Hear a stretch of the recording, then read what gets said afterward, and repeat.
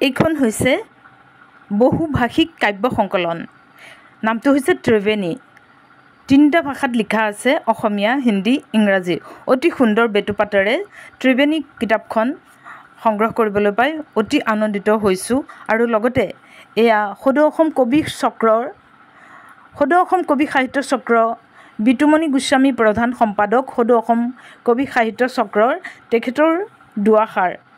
সদৌ অসম কবি সাহিত্য চক্ৰ যোৱা 21 বৰ্ষৰ 21 মাৰ্চ তাৰিখে গঠন হোৱাৰ পিছত ইতিমধ্যে 3 বছৰ সম্পূৰ্ণ হ'ল। কবি চক্ৰৰ আৰম্ভণিৰ দিনা আহ্বায়ক হিচাপে আৰু পৰৱৰ্তী সময়ত 3 বছৰীয়া কাৰ্যকালৰ বাবে প্ৰতিষ্ঠাপক প্ৰধান সম্পাদক হিচাপে কাৰ্যভাৰ গ্ৰহণ কৰি আছে বিতুমণি গোস্বামীদেৱে।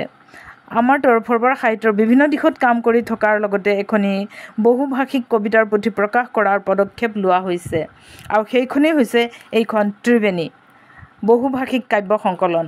কবিসকলে ইয়াতে যথেষ্ট কবিতা লিখিছে।